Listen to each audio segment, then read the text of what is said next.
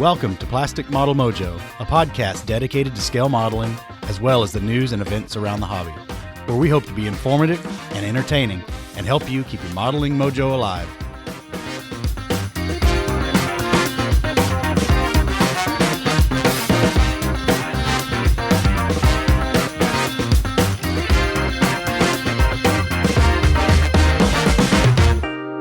Welcome, listeners. This is your host, Mike. We appreciate all of you tuning into this podcast, and I hope your modeling mojo is strong. Mine sure has been, but I'm trying to play catch up with Dave, who's currently up on me 2-1. So let's get into what we've been up to with episode 15 of Plastic Model Mojo.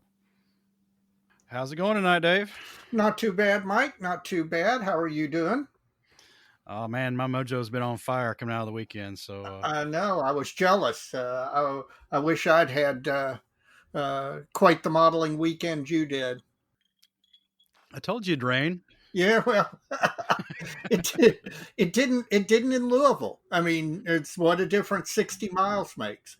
So I ended up doing yard work all weekend. So I didn't get to take advantage of the inclement weather modeling session that you did, and you made the most of it.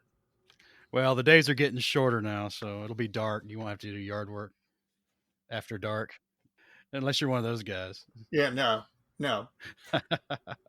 So Mike, what's your modeling fluid of choice tonight, and what have you been listening to while you modeled? Okay. After the little stone hammer diversion, I'm back to my old standby. Just the Bullet Standard orange label again. It's we've already talked about it, but that's what I'm drinking tonight, so I won't go into too much detail about it. But other than unlike last episodes, this one is highly recommended. Well, while you've been drinking that, what have you been listening to that inspired all that great modeling? Let me think. It was a little bit of classical piano, and then some more new wave from the 80s. Oh, okay. Okay. Well, obviously, New Wave agrees with you, or at least agrees with your catapult. I think so. Well, what are you enjoying tonight? Well, as you can tell, I'm still doing beer rather than bourbon lately, and I don't know. Do you ever buy a beer or a bourbon, for that matter, based on the label of the drink or the name of it? Beer sometimes, bourbon never. I have this theory about liquor that the fancier the bottle, the crappier what's inside of it. I'd be hard pressed to disagree with that. Well, Mike, you may remember Fall City beer from. Yes. It was brewed here in Louisville up until the late 70s, early 80s. It was the local mass market brewery, and they made classic Budweiser style American ale beer. Well, the brand has been revived in Louisville by a microbrewery. They bought the name Fall City Brewing Company, and tonight I'm having their English style pale ale. And the entire reason I bought it was the label on the beer, and we'll post a picture of it so everybody can see it. But this is my actual first taste of it. It tastes not bad. It's got a little bit of hop or bitter on the back end. It's about 5% alcohol, and it's first impression, first sip, not bad, but I'll keep you updated as we record the episode and I get a little further into it. Well, while that's the topic, we won't get too far into it, but I'm just curious, do they make a straight up filtered pills like Fall City used to be? They do have a straight up American ale. They also have a great one called Hipster Repellent IPA. And they make a couple of others. It's like a lot of these microbreweries, they have 5 or 6. You know, they'll do an India Pale Ale, an American Ale, an English Ale, etc. I love Hipster Repellent IPA is a great name. But I bought this English style pale ale completely based on the label and the art on the can. So we'll post that in the on the Facebook page in the episode with the episode, so everybody can see why this particular can was attractive to me. And like I said, as we go on, I'll let you know how the beer is. All right, man. Well, we got a boatload of listener mail. Yep. Okay. Well, first I'll kill a couple here off with one. Our friend Ian McCauley up in Ottawa, and then Terry Wilkinson from Osceola Mills, Pennsylvania. Both these gentlemen acted on our ZimBrush recommendation. Both had exemplary service from ZimBrushes, and both were pleased with the final delivery of the product. So I think we did good there. Yeah, I agree. As a matter of fact, I used several of my ZimBrushes when I was finishing up the weathering on the MiG, and there's nothing that dissuades me that those aren't good value for the money. Well, I'm going to be ordering some more. I need a few different styles now that I'm satisfied they're going to be a quality item. We'll have to go together on that. Yeah, I don't need 50 again this time, but we'll see. We'll see. Those guys both came via Facebook, and also this one does. It's a Jeff Mathis. Hey guys, just listened for the first time after a recommendation from a friend. Loved it. You'll be accompanying me on a few bills, to say the least. I'm chiming in because I was Auswerks. Now, if you remember, we talked about Auswerks designs back during, I can't remember if it was the PE episode or the Tools of the Trade episode, but it was a photo etch tool.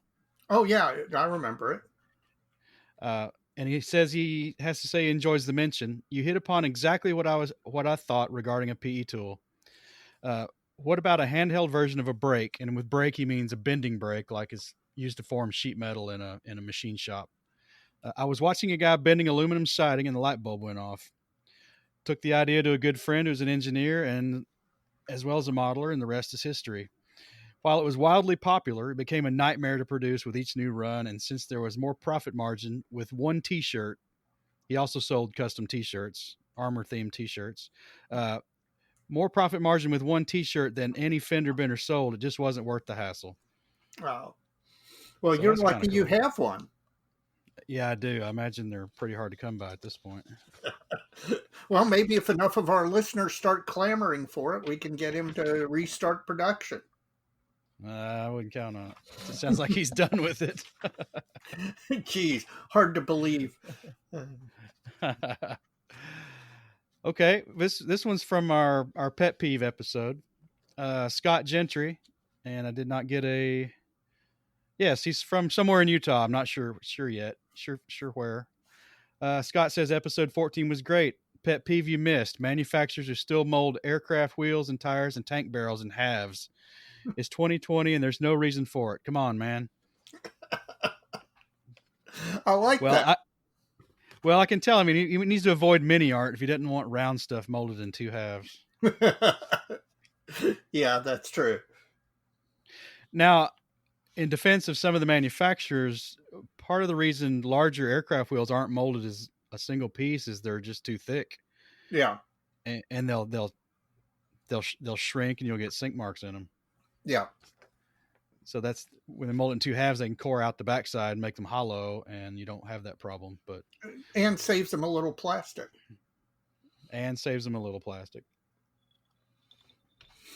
Who else we got? Damien Rigby from Melbourne, Victoria, down in Australia. I'm sure he's friends with the On the Bench guys. Of course, it's winter down there, and he makes that point. A cold winter night down under, bench time with you guys and the OTB crew in the background, and a good Aussie Shiraz in the foreground. Sounds good to me. Yeah. After many years of building 148th World War II aircraft, I'm a bit on a car binge at the moment, mostly 50s and 60s Chevy muscle cars. My pet peeve is the fact that clear parts only fit nicely maybe 1 out of 10 kits. Actually a pet peeve and a small business prospect. Why can't kit manufacturers manage to make decent clear sprues? they're ridiculously thick and don't even go close to fitting neatly. And then he goes on to ask why some aftermarket person hasn't seized on this opportunity. That's a good question. Well, My gut feel is that the clear styrene in a kit is pure polystyrene. There's no colorant. There's no other fillers in it at all. right. And it's probably harder to manage than a styrene that's got some fillers in it. Now I'm just talking from my limited experience, but there's probably a reason. It's because it has no other material in it. It's usually more brittle than the other plastic in the kit, and it's probably hard to get the parameters right to make sure it's clear and not cloudy or have swirls in it or whatever. But the aftermarket thing's a good question. There's people out there making vac canopy aftermarket, but that's not everybody's cup of tea. I've seen some really sweet like vacuum cast clear resin canopies before. Yeah. What were you going to say? Well, I was going to say, I echo your sentiments regarding clear polystyrene. It is more brittle. It's hard to mold very thin, whereas we've had great advances in technology for molding so much more finer parts in the regular kit parts. But there doesn't seem to have been, or just recently, until just recently, there doesn't seem to be have been the same advancement in regard to clear parts. Now, I will tell you that one or two of the latest items from Arma out of Poland, their clear parts have been admirably thin for clear parts. They're still not as fine as a regular styrene piece, colored kit part, but it seems like they're starting to make some advances. Mentioning what you said about vacuforms, it would seem to me that is definitely an area that's being missed, because unlike vacuform canopies, which can be kind of difficult to get off to cut around and stuff like that, it seems to me like vacuform windshields and vacuform car windows would be much easier to cut out, given the way they drop into the windshield or the back window of a car chassis. So I am kind of surprised that no one has ever started doing that, at least that I know of. If somebody's out there who's heard of that being done commercially, I'd love to know about it. Now, another thing that came into my mind reading his email that I want to mention is we've expended a lot of hot air on the virtues of crossing genre. Have you ever done a car or truck? I have done one car in my life. As you know, I own a 1994 Toyota Supra Twin Turbo, and Tamiya makes an absolutely beautiful kit of that car. And not long after I acquired the actual car, I acquired a kit of it and built it up as the car that I bought and own. So that's the one and only car kit that I've built since I've been back into modeling. Well, I have not, and haven't had much of an urge to go that way yet, but who knows? I don't know if you noticed on our on the MMCL Facebook page, Brian, who's the proprietor of Scale Reproductions, who's kind of gotten his modeling mojo back. He just did his first foray into cars and built a car kit, and it came out beautifully. We heard from Stephen Lee last time, and he's come back and lets us know he's from Washington D.C. area. And he sent me a lengthy one here. I'm going to pick and choose, Steven, so I apologize for that. But one thing he mentions is he's been going back through all our episodes, so he's playing catch up like we all do when we find a new podcast. He wholeheartedly agrees with you, Dave, that on the expensive God Hand or Display sprue cutters, says they'll change your life. They will.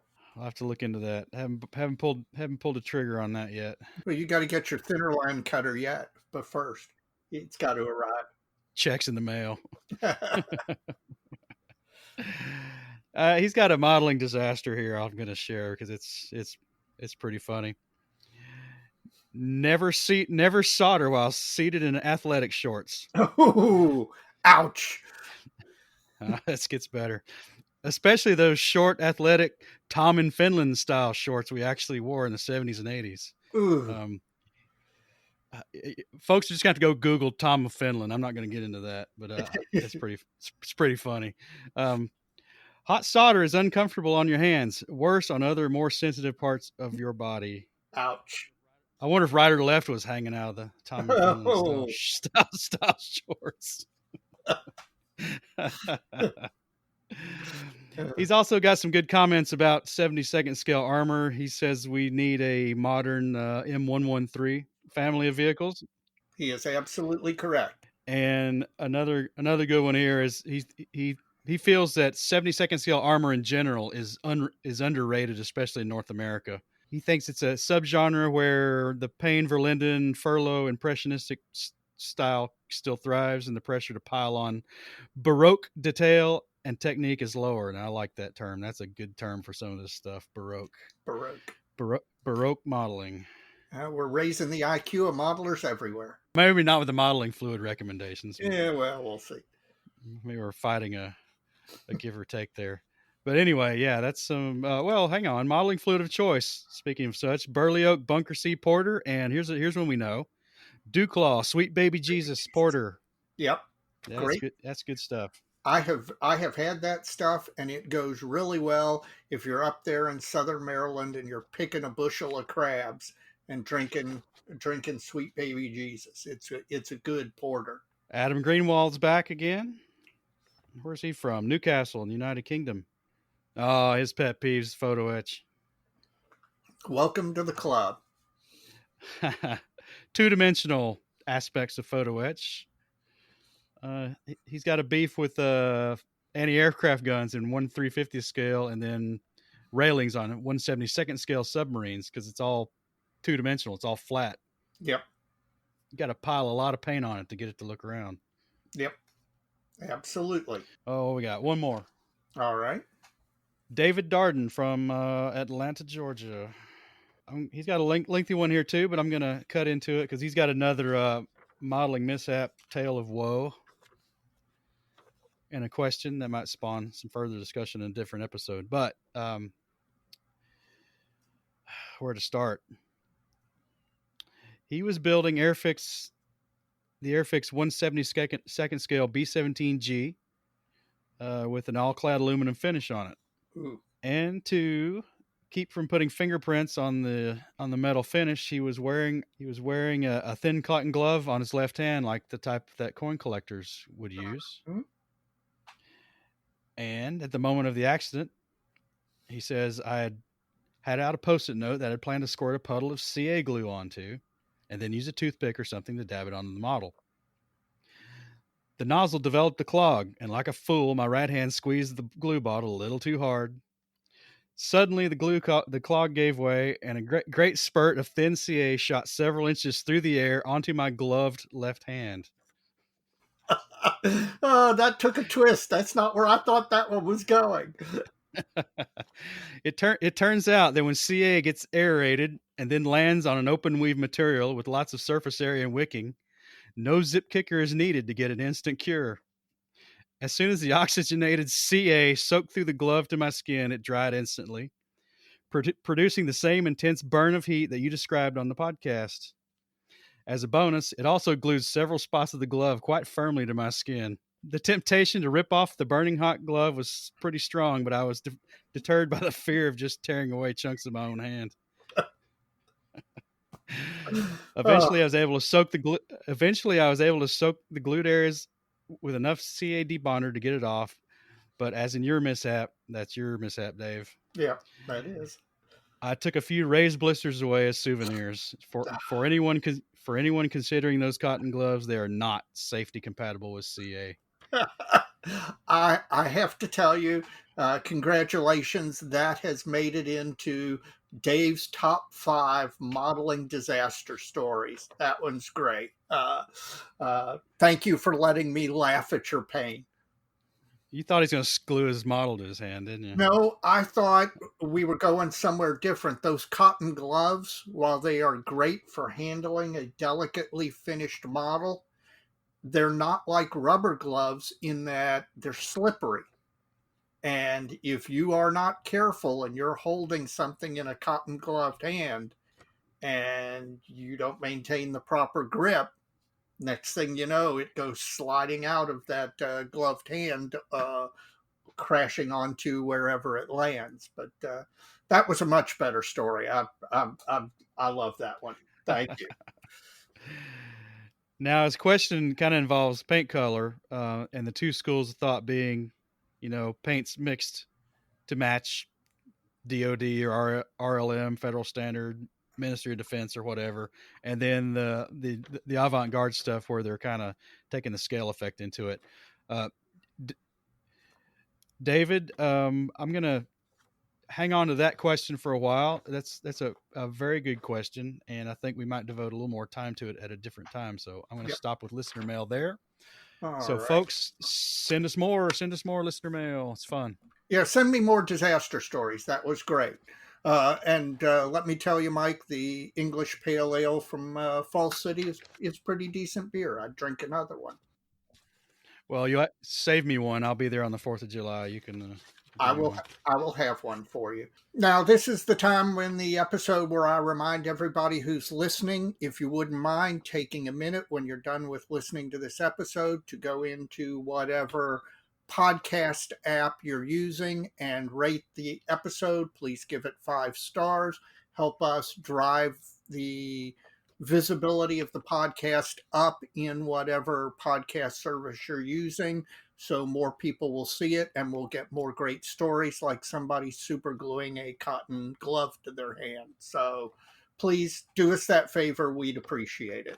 And likewise, I'm going to work something in new here that I've been tacking into the intro or other times in the podcast.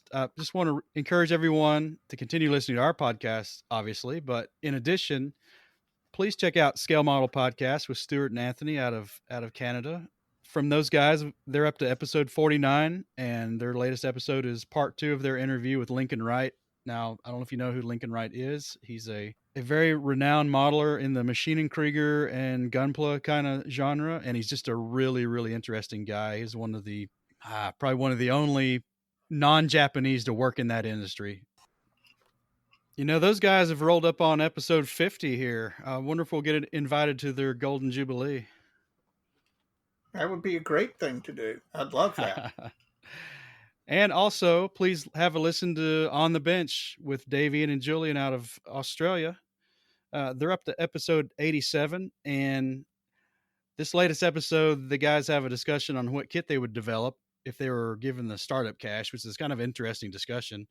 However, the best part of the episode is when Dave is trying to give Julian one of his spare rocket kits. That's all I'm going to say. Just check it out.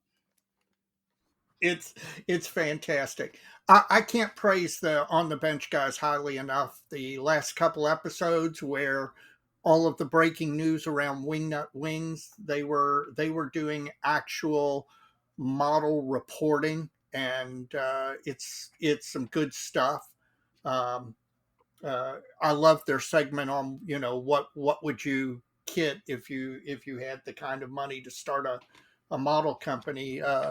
Jim Bates and I have joked around on that on a couple of occasions and said our first kit would be X, our second kit would be Y, and our third kit would be bankruptcy, because you make what you there's a tendency to make what you want or you've always wanted to see rather than what might be commercially successful. Although I like some of the ideas the guys had on that last episode. I think Australian muscle cars is a great idea. So everybody check those guys out. We've had some selfless cross promotion between the three of us and had a good time, and I encourage everybody to listen to everybody else's stuff. Absolutely. So, Mike, as if the world didn't know from the numerous posts on our Facebook page, what's your modeling benchtop been like? It's been busy, and it looks after a couple of weeks of meager progress, I can say that the primary construction on my catapult, my Japanese Navy catapult, is done, and I'm really, really, really pleased with the way it's coming together. It looks great. Well, thank you. It's ready. It's ready for primer. In building this kit now, it's somebody out there probably doesn't know yet, but it's the Fujimi kit of the E16A1 Paul with the catapult included, and I've kind of wanted to get into seaplanes and catapults from a long time interest, but no modeling along those lines. And I thought the plastic kit would be the best way to start, and it probably still is. Now the catapult's together. But with that kit, there's kind of been three concerns for the painting and the cabling. The kit, Hasegawa makes a similar catapult, and theirs is made to be cabled, and they provide cabling instructions for it. The Fujimi kit is not.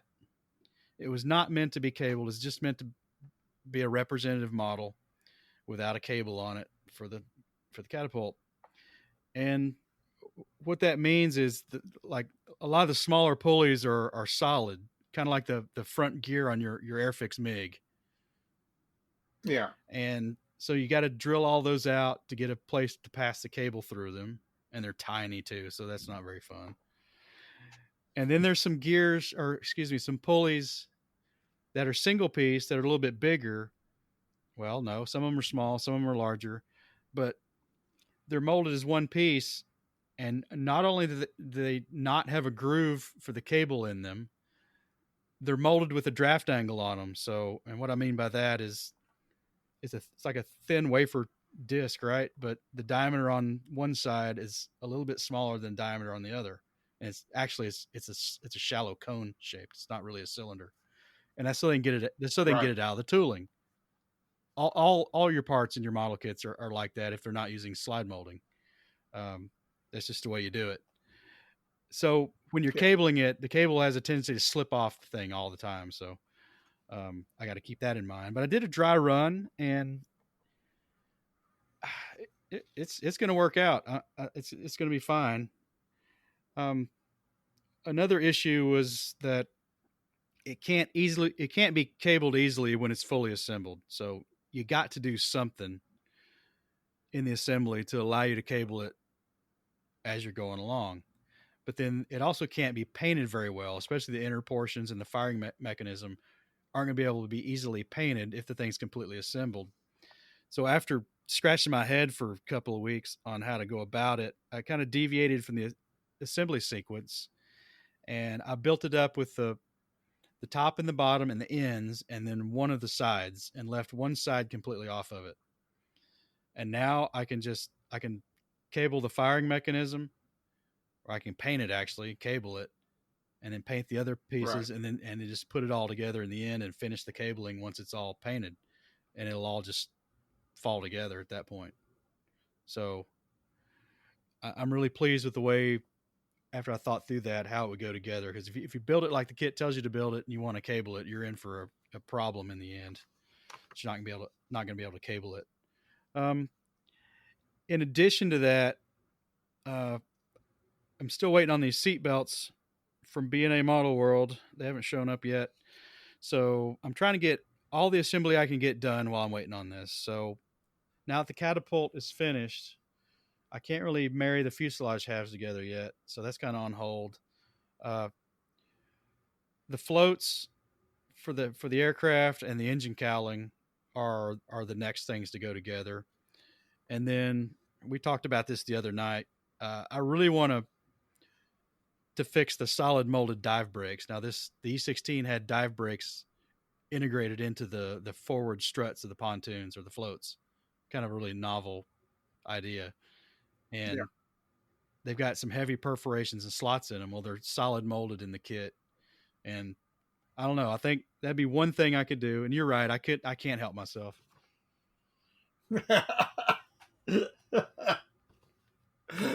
Hi, I'm Mike, and I'm an engineer.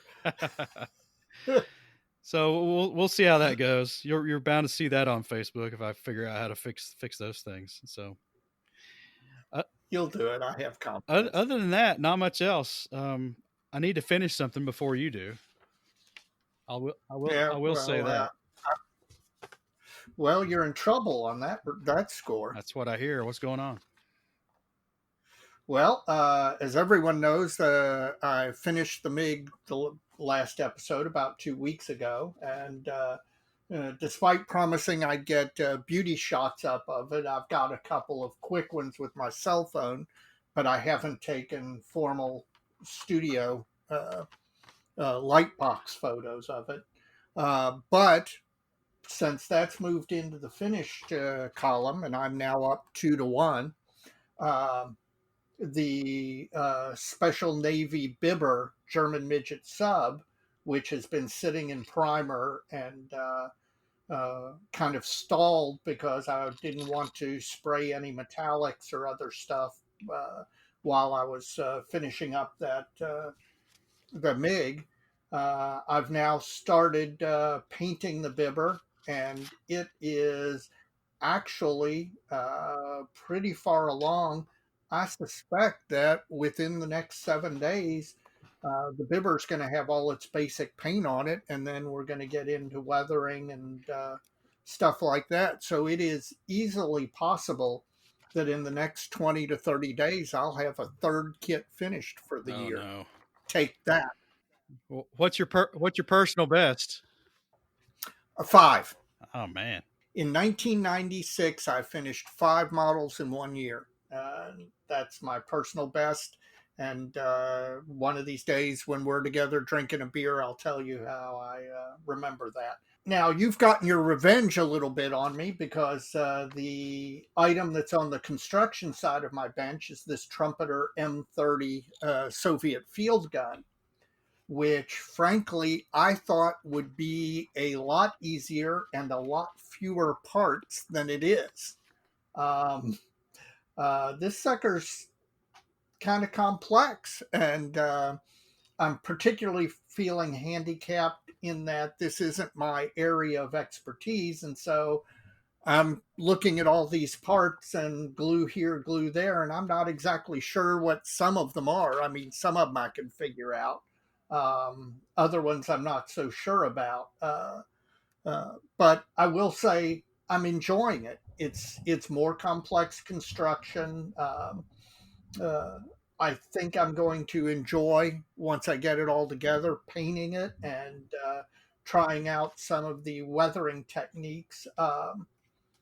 One thing I've found in myself is that I think I've got a hesitation to weather things to the level that I want to try and weather them, and so I'm hoping this gives me kind of a little bit of a license to go a little bit nuts and try some of that stuff out. So I got to say, my production line is actually moving along quite well, and it is not outside the realm of possibility that I'll finish 5 or maybe even on the outside edge, maybe 6 for this year, which would be that's a bold statement.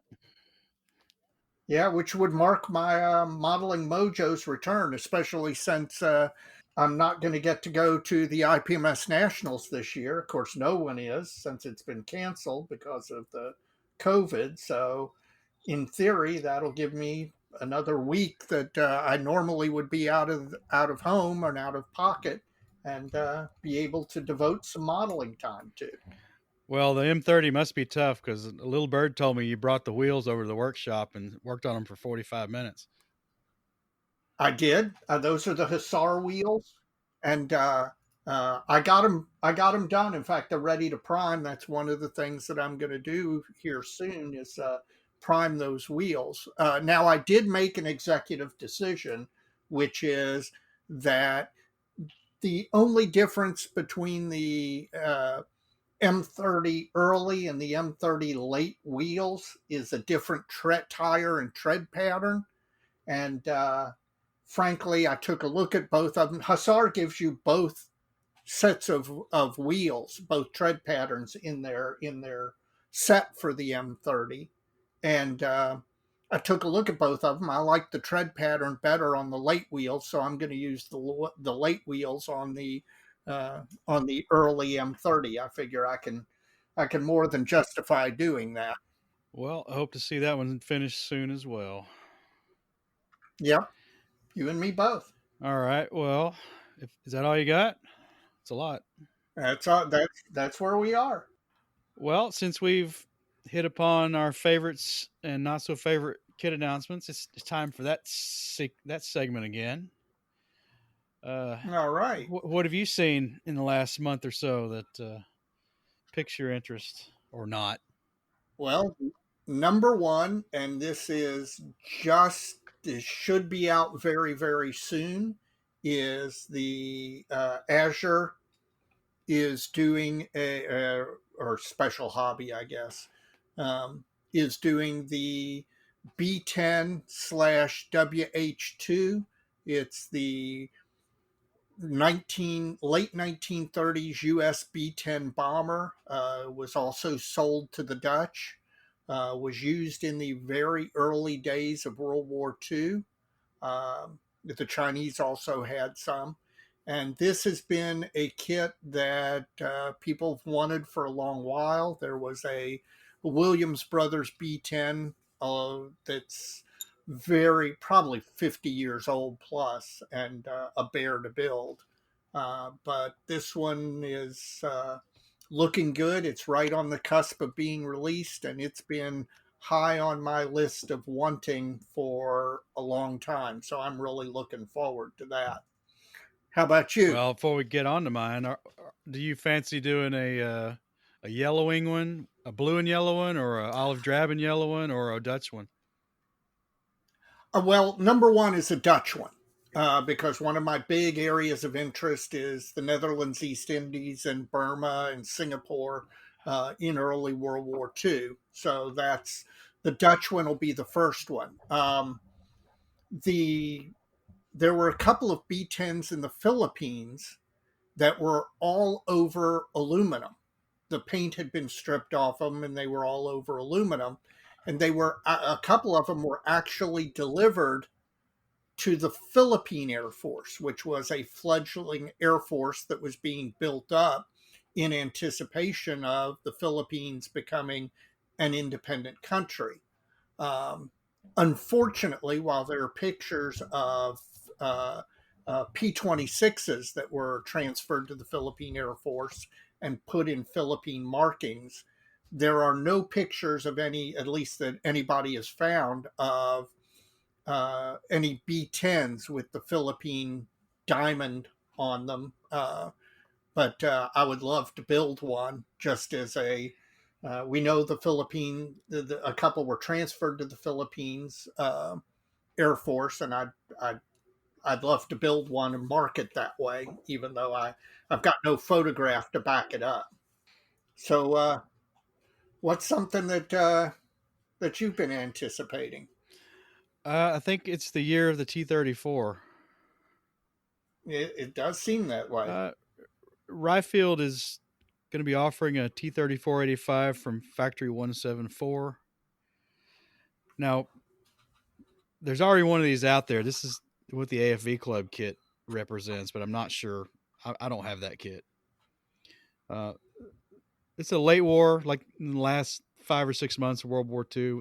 This version was fielded, and the big difference is the turret shape's a little different. It's got it's kind of wider around the middle than the 112 T-34s. And I don't know. I'll probably end up with this one. Does that one have an interior? I do not think it does. The FV Club one does, but I don't think this one does. Yeah, gotcha. Which is fine by me because it's Sure. got 3 hatches. What else you got? Anything else? One of the things that I've been looking forward to that has just arrived is AZ Models released a series of P-36 Hawk 75 kits, and sticking with the Netherlands, East Indies, Burma theme, They've just released the Dutch version, the Netherlands East Indies version of the P-36, which saw a fair amount of combat against the Japanese there in late 41, early 42. Um, and I just, thanks courtesy of Jim Bates, I just got my hands on one. And while it's not up to ARMA or clear prop standards, it looks eminently buildable. And given that I've wanted to have one of those on my in my collection for a long time, that one appeals to me. It's uh, the list of what's next when these current things get off my bench is growing. Uh, and I may ultimately have to put a poll up on our Facebook page and let the listeners help me decide what the next couple of things are after the current crop moves off the bench. Won't be long. Yeah, I think so. So how about you? I think it's been a slow couple of weeks. I didn't see much else that got my juices going. Well, it does seem like the announcements slow down in the summer. Yeah, that's probably true. Yeah. But I got my yawner. Oh, well, give me your yawner. Then I'll give you mine. Hobby Boss has released a 3.7 centimeter pack 35-36 Alpha Panzerkampfwagen 35R. Hobby Boss is due for something really cool. Unfortunately, this isn't it. This is the same panned R35 kit with the gratuitous photo etch we mentioned in the last episode, or I did. Gotcha.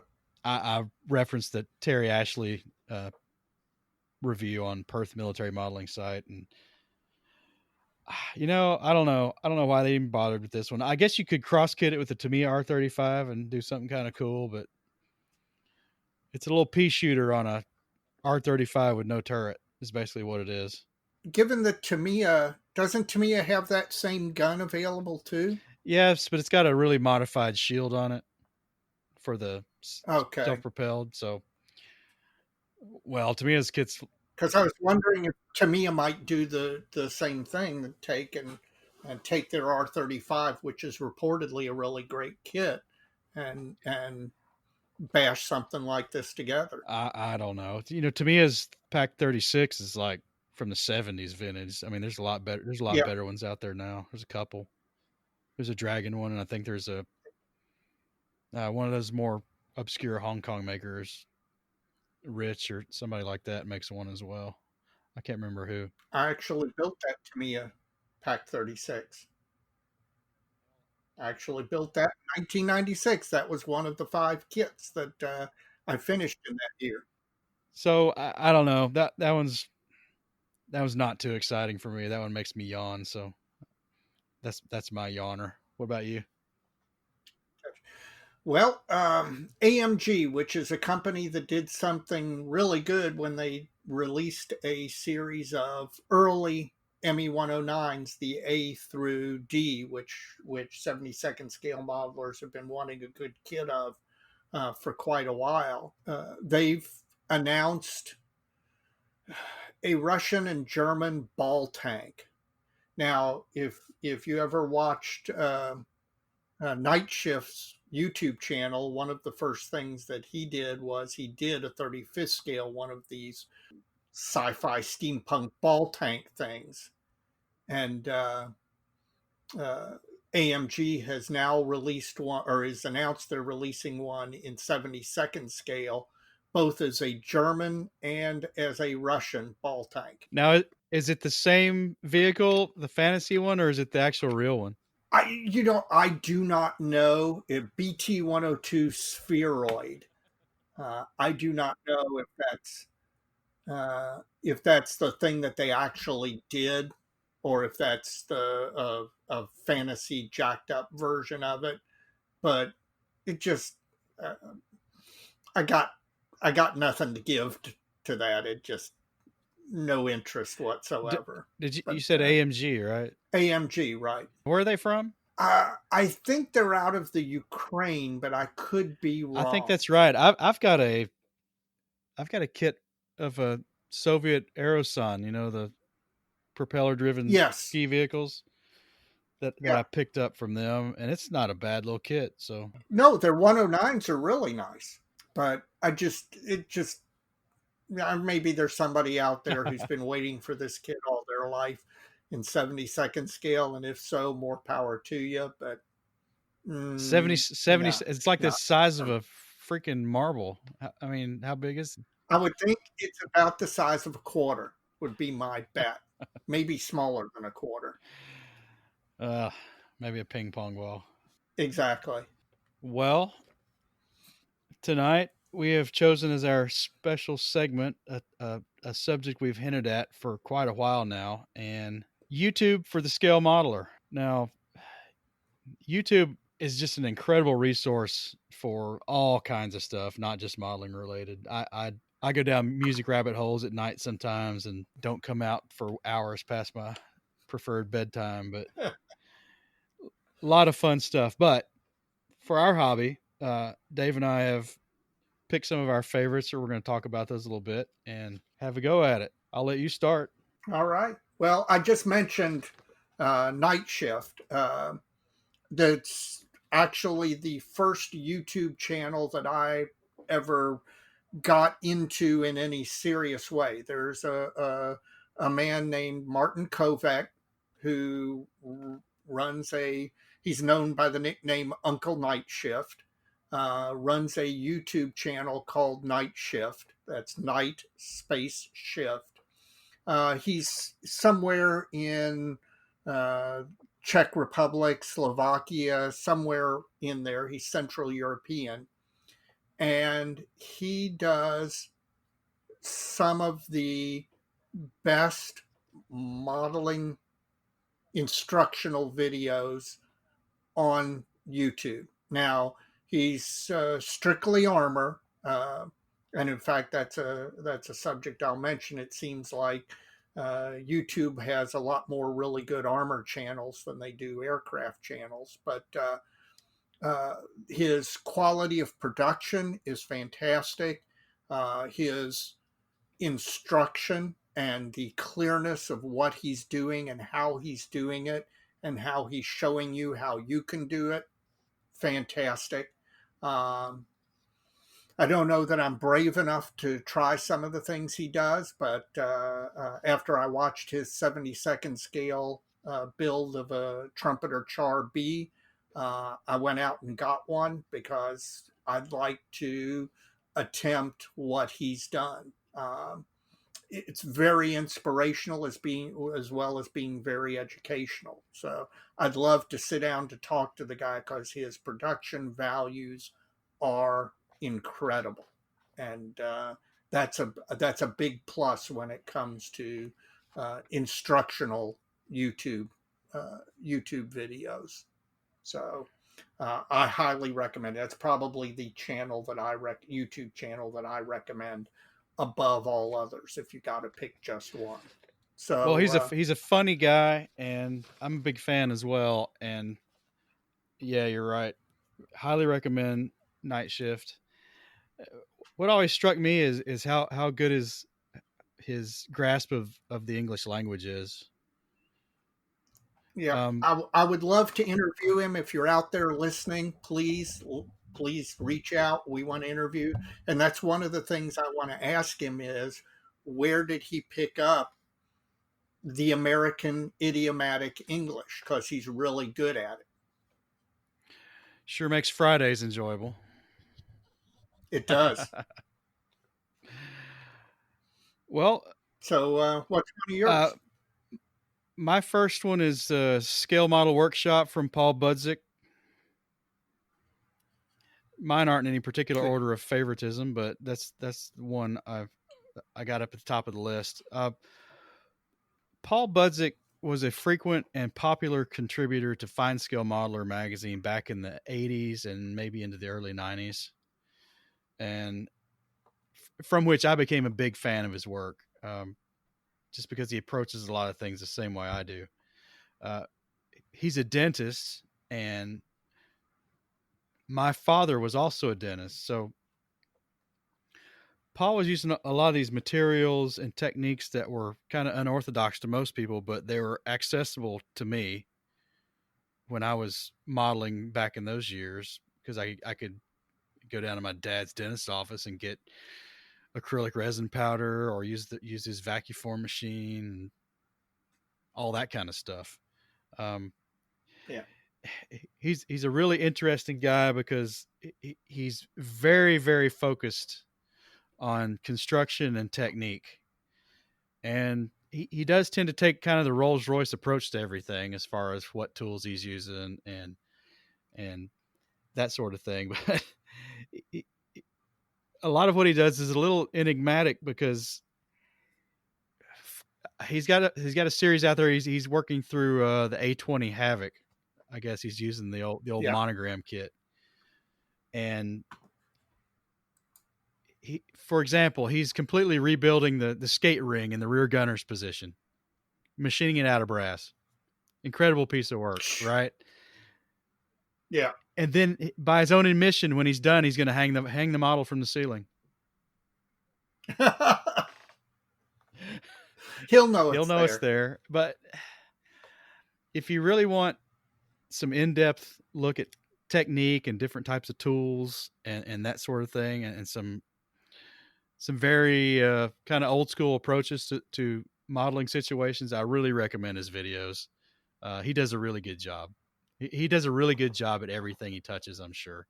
I think that's kind of in his personality. And he's kind of from an era of fine scale modeler that has gone away, in my opinion. But yeah, I used to really, really like his articles, and I've really enjoyed his video. He doesn't have a lot of content, but what's out there is really worth checking out. You familiar with it? Oh yeah, absolutely. And you're correct. You can see that detailed mindset that he views things like you do as an engineering challenge. How am I going to make this and correct this, or do it, like, even if it's something that's ultimately going to end up being hidden. What else you got? There's plenty of YouTube channels. Well, gosh, yes. Well, let me move into the manufacturer area. One of the things that YouTube is fantastic for is allowing hobby manufacturers to hawk their wares in order to, say, here's our latest kit and this is why it's so cool and all. This is particularly true with the hobby manufacturers who make materials, weathering materials, paint, stuff like that. And here I want to give a shout out to both, all three, to AK, to Ammo by MIG, and to Vallejo Colors. All three have really good YouTube channels. As I told you on a previous episode, I got the AK color watercolor weathering pencils and used them on the MIG. It's the first time I've ever used them. I really would have had no clue the different techniques you could use and the different effects you could get.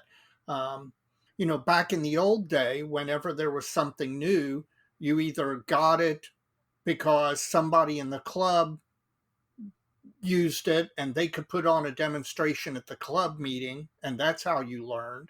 Or, you might read an article in a magazine, but that's really, that it doesn't have the same power as video does to demonstrate how you use things. But I got these AK weathering pencils and went on YouTube, went on AK's YouTube channel, and there was a great 20-minute video on here's the different ways you can use them. Here's the different techniques. Here's how you do it. Here's how you can fix it if you do something that you don't like. Gives you a lot of confidence to try something. And I do not understand why more of the hobby suppliers don't don't do more as far as the YouTube method, because again, it's a way to it's a way to reach a big audience. If you take a look, I was mentioning Night Shift. You take a look, a Night Shift video will have 65,000 views, and that's a heck of an audience reach. And these manufacturers, if you're a manufacturer out there and you don't have a YouTube channel demonstrating your products and hawking your new stuff, I think you're missing out big time. So I recommend all three of those channels: AK, Ammo by MiG, and Vallejo Colors. All of them are good channels. And I usually check those out when I buy something new that I've not tried Exactly. or seen it, seen it in the press or whatever. Like that Vallejo, the terrain material, the acrylic terrain material. That's exactly right. First thing I did was go to their YouTube page and see what they were doing with it or how they recommended to use it, and just went from there. Yep, that's exactly what I did. Well, my next one's on both our lists, I think, so we can talk this one to death. It's Plasmo. Sure. The Plasmo channel is modeler David Dambick, and I have a friend from one of my other hobbies named Marek Dambick, who's Polish, so I suspect Plasmo might be based out of Poland. Maybe, possibly. Yeah, I would think so. I really, really enjoy his channel, just because he's fearless. At least he comes across that way in the videos. He just goes for it.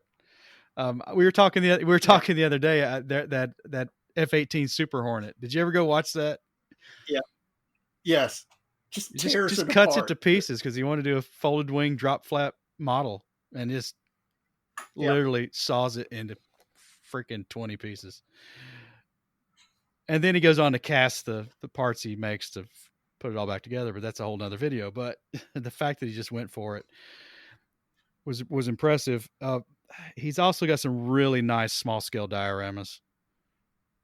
Yes, absolutely. It's one of my favorite things of his is the 72nd scale dioramas. And he's all over the genre spectrum. He's got aircraft, he's got armor, he's got he's built one of those parallel universe German walking machine kind of deals in a diorama.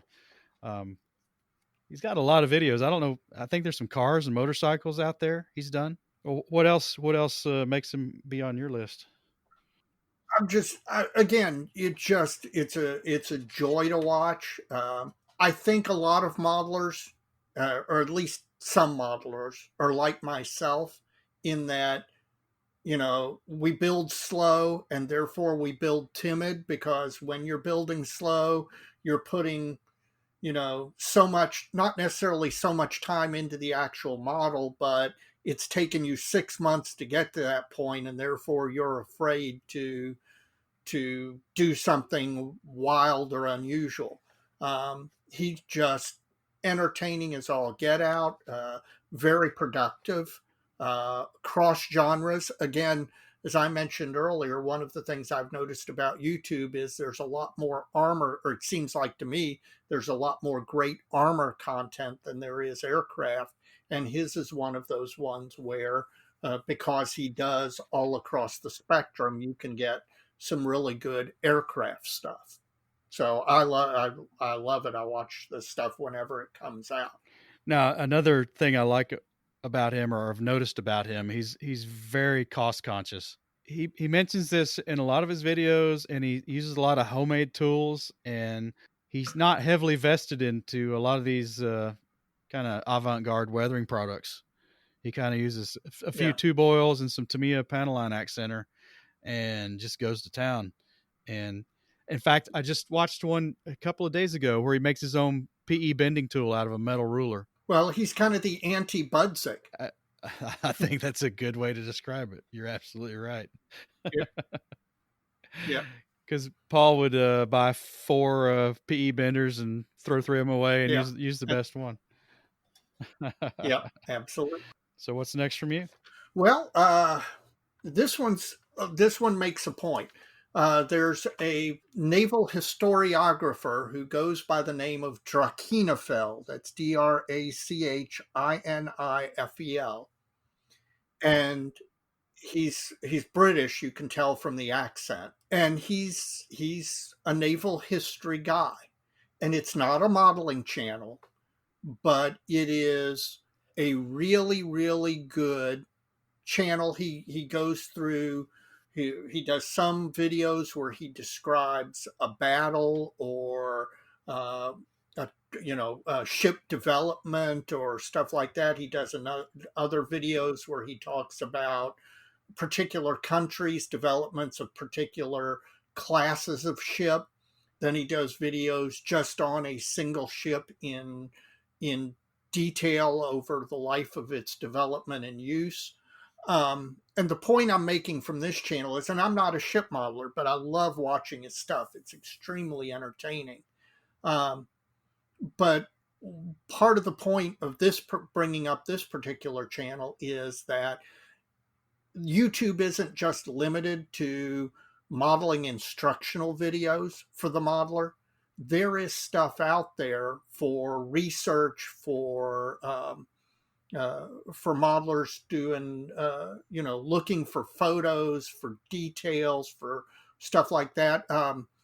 The Japanese have now what was it? I forget the name of the media company that did all of the Japanese newsreels during World War II, and those newsreels are now all being put up on YouTube.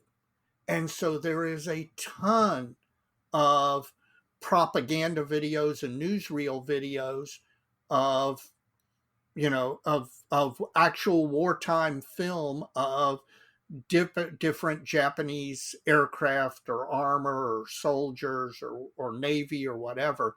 In fact, just recently, in going through their archives and doing this, they discovered film of the first flight of a Japanese prototype aircraft. I think it was is either the Ki-60 or it's the Ki-78, that no known film of that aircraft ever flying existed.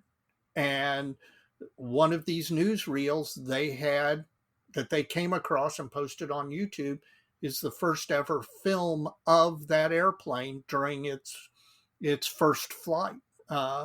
So YouTube is a whole lot more than just modeling videos. There's lots of modeling videos out there, but there's a lot of research, and you can get lost in YouTube just going from place to place, especially since the algorithm, once you start looking at stuff, recommends other similar stuff and will really lead you down a rabbit hole. If you're not paying attention, you can eat up a lot of time. But yeah, I like Drakinafel's channel. I can watch those all day long. They're really entertaining. Well, back to modeling videos and armor at that. Panzermeister 36.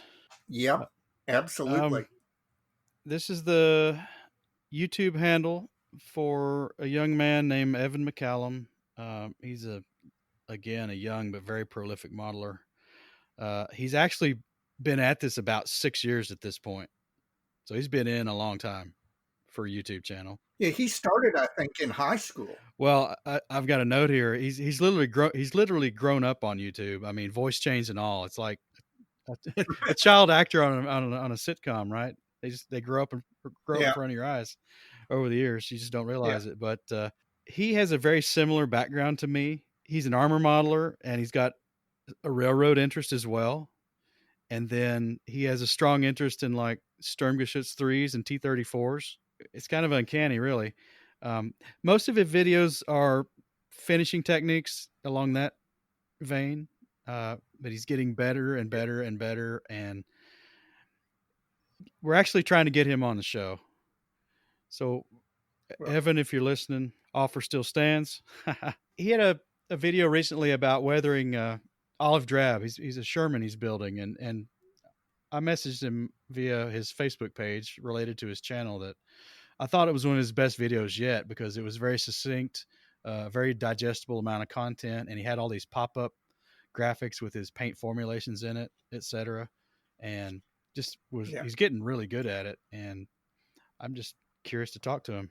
I liked his whitewash technique. He did a whitewash on a piece of Russian armor, and I thought that video was particularly nice on doing a whitewash. So yeah, no, I watch a lot of his stuff, even though I'm not generally an armor guy. These young guys are like tech savvy and stuff, I guess. They Yeah. can whip this stuff out in short order. It'd probably take me forever to get it set up right. Got any more? Yeah. There's another one called Scale Models, and I forget the guy's name. Both his first and last name began with an M. Sorry about that if you're out there listening.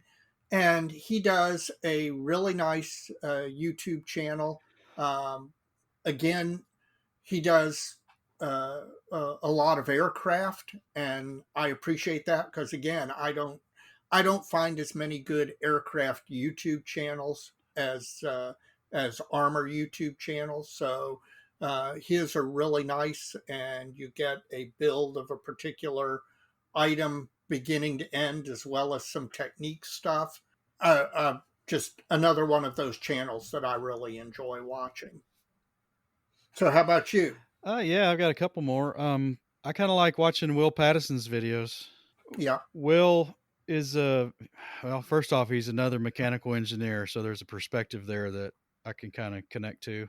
His videos can be long, but they're really informative and really get to the meat of whatever subject he's attempting to tackle. The content is no nonsense. There's not any of this rah rah fanboy crap from him in kit reviews or any of that. It's all cut and dry. And by the time you're done watching one of his videos, you know a lot about what you're after. Well, that brings up an interesting question. What do you think is the right length for most YouTube videos? Do you like one long beginning to end video, or do you prefer something that is like 20 minutes or 25 minutes, and then if they're doing a particular item, you get as many episodes as needed to finish the item? I don't think that's easy to answer because I think it's content specific. I mean, I don't want to sit through some suck ass movie for 2.5 hours, right? Right. So, and if the content's good, I can watch.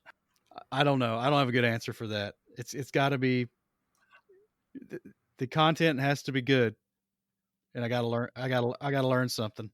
Absolutely, no question.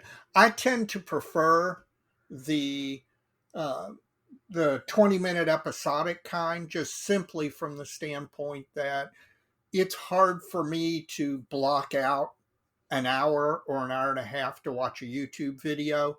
And I think the starting and stopping of the single video as opposed to the episode, I tend to lose the thread a little bit. So I tend to like more 20 to 30-minute episodic style. But, that may just be a matter of taste. Well, Plasmo and Night Shift are both kind of 30 minutes or less kind of format, and they pack a lot in. Yep. And again, that's, I think, why they're two of my favorite channels. Probably have to edit the crap out of it to get it down to that kind of time slot, but I don't know. Maybe that's the magic number. I don't know. I would love to talk to either of those guys about how they go about the production and editing, because I suspect that somebody like Night Shift, to put together a 20 or 25-minute video, is putting in 15 to 20 hours of work between the modeling and then the editing of the raw content and then the polishing. Well, I hope he's getting paid well then. I hope so too. Well, his Patreon seems to be pretty successful. Oh, good. So, you got another one? Yeah, a guy named Shane Smith, Smyth, Scale Models. Let's see, he started about, he's got videos going back God, 6 year. Oh, that's even farther. Lord knows this guy's been doing it a while. At least 6 years. Looks like his oldest video is 6 years old. And again, mostly but not all armor. Does a lot of tutorial videos. How to paint U.S. tank crewmen, how to paint oak leaf autumn camouflage pattern. Then he's also got some build videos, of the M4A3 or something like that. He's got a few aircraft in there. It's mostly armor. Good videos, good quality. One of the things, again, reaching back to talk about Night Shift again, because he's the guy I compare almost everybody else to in this regard, is constant production of content. Night Shift drops a new video every Friday at noon Eastern Standard Time, which is apparently like 6 o'clock Friday night where he lives. And that week in, week out, every Friday, I'm going to get a Night Shift video. And it's to the point where I look forward to them. What I hate to see is these YouTube channels who you get, 3 videos a week apart and then nothing for 6 months. And that's a shame. That doesn't mean you can't get good content from them. Out of sight, out of mind. And Shane Smith is like Night Shift in that he drops a video about every week or two. So another one I recommend. So how about you? I've got one more. It's Tyrandscapes by Michael Tyskus. Unfortunately, his video production ceased last year, but he's been at it up until that point for 11 years. That's a long time.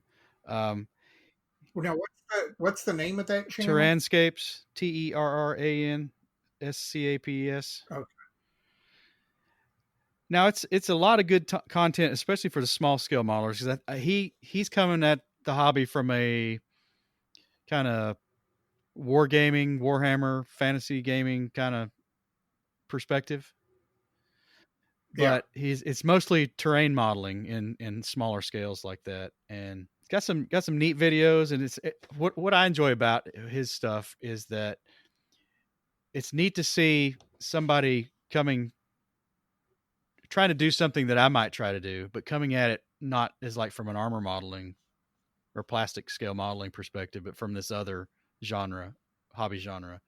And it's not always this, you may get close to the same result, but the path to get there might be different. And he's got a lot of that. And he does a lot of nice work. He's not making any more videos, but he's got 11 years worth out there that he plans on keeping active. Now, I have to confess, our own Modeling Fluids segment owes at least some credit to his Cocktails and Comments installments. Every so often, he would put out a video where he went through a cocktail recipe and then commented on, sometimes it was a listener question or maybe some aspect of what he was working on at that present time. But we've had this running joke with Modeling Fluid for a long time, but when I saw this incorporated into his videos, I thought, that's not a bad idea. Maybe we should do something like that too. Well, and I thought we stole it from or at least I stole that same idea from a podcast I listened to. It used to be called the Weekly Substandard, but it's now called the Sub Beacon. And when they first started out, they used to have a drink review with every episode. So maybe we stole it from two places. I guess so. Yeah. Have you got any more? Well, I got one last one for you. All right. And this one's a little different. Listeners have heard me mention Jim Bates before, a fellow attorney who lives out in Tacoma, Washington, who is also a modeler. Jim's doing a YouTube channel, and he's doing something a little different. It's not an set of instructional videos. It's really more like a vlog, a video blog, where he does little 10-minute segments and talks about what he's been working on, what he's been experiencing working on stuff, what mood the particular kid or what he's been in the mood to build, things like that. And in talking to him about it, he really started doing this kind of to help motivate him, to get his mojo back, as it were, to hold himself accountable for progress. And like I said, it's different. They're about 10 minutes long, 8 to 10 minutes long. You get to see whatever he's been working on. They're very raw. He doesn't edit them at all, at least at this point, although I'm trying to encourage him to up the production values.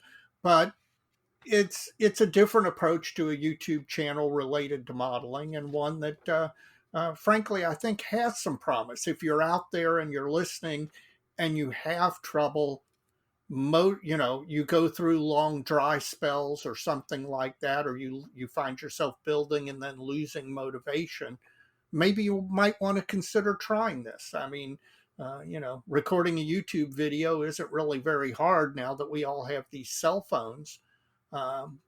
If you're having trouble getting your mojo motivated, maybe this would be a way to do it. Go to YouTube and take a look at. He calls it a scale Canadian TV. That's all one word. A scale Canadian TV. Go take a look and see what you think. All right. Well, we've mentioned a lot here, and we'll have to put links to all these in the show notes, and then again on the Facebook page, so other folks can view these. If anybody else has any favorites we haven't mentioned, send them to us, and we'll have a look. Absolutely. Hopefully, we won't waste too much time watching videos instead of building models. They're complementary. Watching something for me is not complementary to actually working at the bench. But there's plenty of time that you want to model, but that you're not at the model bench. If you're sitting there in the, by the pool, or you're sitting there in a park or something else, you can pull out your phone and you can watch a video and get some proto modeling in. Notice he didn't mention work. Yeah, well, let's say my employer might listen to this. Hey, only on lunch hour. Man. Okay. Well, I do that. I do watch at lunch hour. So, Mike, do you have any shout outs for the month or the episode? I do have one shout out. I'm going to shout out Mr. Stuart Cox, our El Presidente for the Military Modelers Club of Louisville. All right. We've gone back and forth on a couple of platforms, but we have a standing Thursday web-based meeting. It's currently using the GoToMeetings format, which I think's going to be a good one. It is a good one. He's actually paying for it out of pocket, so kudos for that. And it's kind of been a little hit with the club members. I think I've really enjoyed participating. Even though I had a fiasco last week, I had a whole presentation ready, and it was either Xbox plus Netflix plus YouTube robbing all my bandwidth, or I had a cooling fan issue in my primary laptop, which I've not resolved. So it could have been processor overheat related, but that's neither here nor there. Back to Stuart. He's done a remarkable job keeping us all engaged, I think, even though we haven't been able to have our regular meetings for a while. And I appreciate that. And it's a good time. So I think we're going to have a dry run. I'll try my presentation again Thursday. All right. Well, I'll definitely tune in for that. And I can't say I definitely second your shout out to Stu, because being the president of a model club is a thankless task. It's like herding cats. The guys at OTB were trying to come up with what's the name for a group of modelers, and Dennis Tennant, the IPMS USA secretary, recommended what I thought was the best name for a group of modelers, which is a gripe, because frankly you can't get a group of modelers together without 5 minutes in somebody griping about something. So I know Stu's task is fairly thankless, and he does a really good job. And has really made an effort during these current COVID times of keeping the club together and motivated and interested and providing them content. So I second that shout out. And finally, I'll shout out Fall City Beer for making English style pale ale. I got to say, this isn't half bad. It's got me through the episode in fine style. So shout out to the guys at Fall City for resurrecting a classic name and beer and doing some good stuff with it. And Mike, when you come over on the 4th, I'll make sure that I have one available for you. And I think you got a stack of stuff for me, so I better bring you some money. I do indeed have a stack of stuff for you. All right, Dave. Well, we're getting a little long here, so we probably ought to wrap it up. Yep. You know what they say. They say so many kits, Dave. So little time, Mike. See you next time.